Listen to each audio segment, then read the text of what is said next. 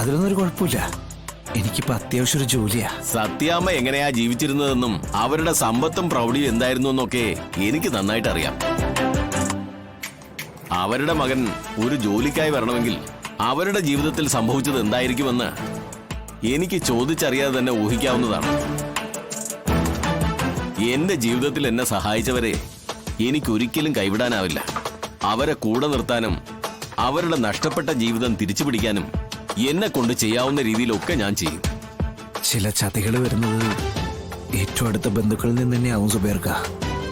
അങ്ങനെ ഒരു ചതിയിൽ എൻ്റെ അമ്മ പെട്ടു. ചതിക്ക് സപ്പോർട്ടായിട്ട് മകനെ പോലെ വളർത്തി കൊണ്ടുവന്നവൻ കൂടി കൂട്ടിയിരുന്നപ്പോ അമ്മ തളർന്നു. ഒപ്പം എൻ്റെ കുടുംബവും വീണു. അതിൽ നിന്ന് രക്ഷിച്ചെടുക്കാനുള്ള ഒരു ശ്രമം. ഇക്കടം മുമ്പിൽ വന്നിങ്ങനെ നിൽക്കേണ്ടി വന്നത് അതുകൊണ്ടാ. ഈ ദുനിയാവ് നല്ല മനുഷ്യരെ കൊണ്ടല്ല വിഷ്ണു നിറഞ്ഞു നിൽക്കുന്നത്, പിശാചുക്കളെ കൊണ്ടാ. അവരുടെ ഇടയിൽ നമ്മളെ പോലുള്ള മനുഷ്യരെ ഇട്ടിട്ട് ദൈവം നിന്ന് ചിരിക്കുക. നീ ഇതിൽ നിന്നൊന്ന് കരകയറി കാണിക്കേ, ഞാനൊന്ന് കാണട്ടെ എന്ന്.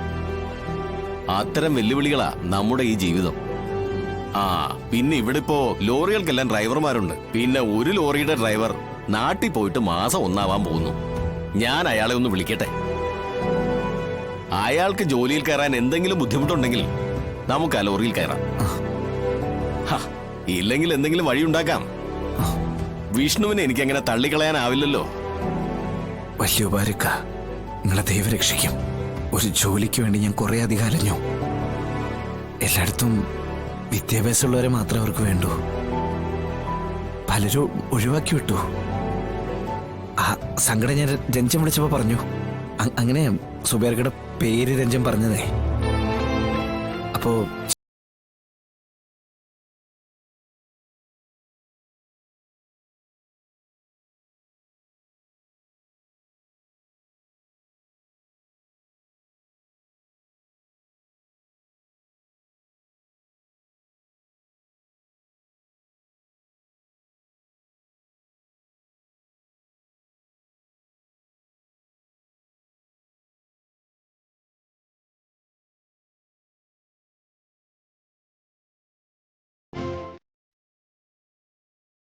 രാഘവേട്ടമ്മ വന്ന് നിന്നേ. വാ, വന്ന് നിൽക്കാം.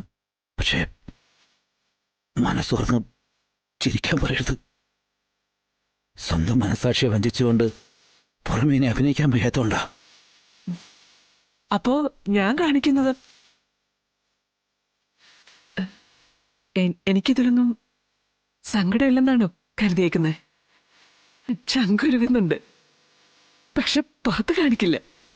ചത്താലും കാണിക്കില്ല. ഒരു പഴഞ്ചൊല്ല് കേട്ടിട്ടില്ലേ, ചത്താലും ചമഞ്ഞു കിടക്കണമെന്ന്? സത്യഭാമ അങ്ങനെ തന്നെയായിരിക്കും.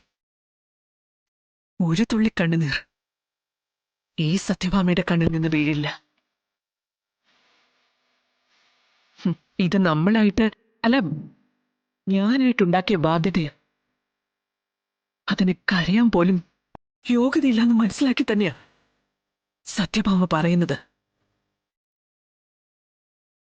ഈ വീടൊഴിയുമ്പോ സത്യഭാമ കരയില്ല.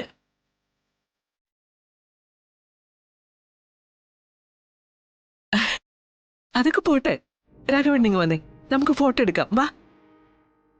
ആ പിള്ളേ, താൻ തന്നെ അവന്റെ ഫോട്ടോഗ്രാഫർ.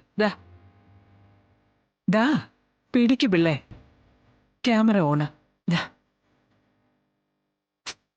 പിടിക്ക്.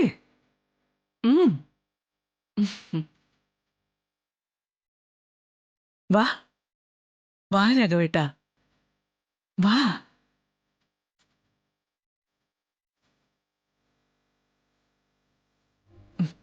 ചെല്ലി.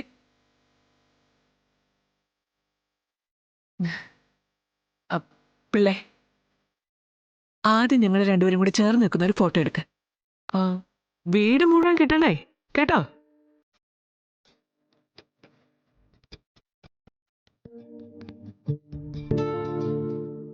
രണ്ടുപേരും കൂടി ചേർന്ന് നിൽക്കുന്ന ഫോട്ടോ എടുക്കണമെങ്കിൽ നിങ്ങൾ കുറച്ചുകൂടി ചേർന്ന് നിൽക്കണം.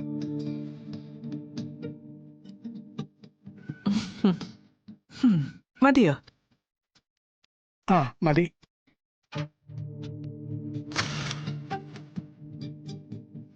ഇനി ഞങ്ങൾ രണ്ടുപേരും ഒറ്റയ്ക്കൊറ്റയ്ക്കുള്ള ഫോട്ടോ അത് വേണോ പാമേ? വേണം.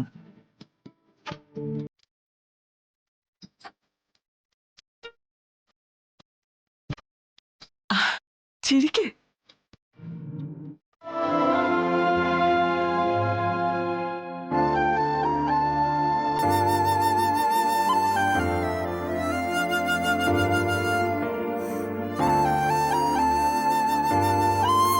രാഘവേട്ട, എന്താ ആലോചിക്കുന്നത്? ഇങ്ങനെ സ്നേഹം മാത്രം നെഞ്ചി കൊണ്ടു നടക്കുന്ന ഈ പിള്ളയെ പോലുള്ളവരെയൊക്കെ ഇന്നത്തെ കാലത്ത് മഷിട്ട് നോക്കിയാൽ പോലും കാണില്ല പാമേ. നമ്മളെ എങ്ങനെയൊക്കെ സഹായിക്കാൻ പറ്റുമെന്നുള്ള വഴിയോ ആലോചിച്ചുകൊണ്ട് നടക്കുക ആ പാവങ്ങള്. നമ്മുടെ കാര്യത്തിൽ അവർക്ക് വലിയ സങ്കടമുണ്ട്. എന്നിട്ടും നിനക്കൊരു കൂസലില്ല പാമേ.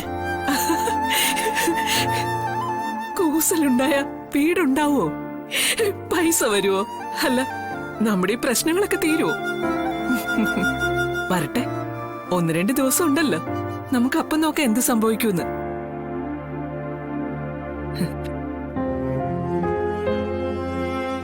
രാഘവേട്ട, എന്ത് സംഭവിച്ചാലും ഒരു കൂരയ്ക്ക് താഴെ നമ്മൾ രണ്ടുപേരും ഉണ്ടാവും.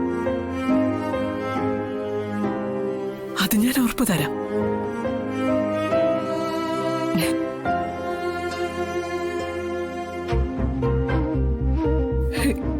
രാഘവേട്ട, എല്ലാ ഫോട്ടോകളും നന്നായിട്ടുണ്ടേ.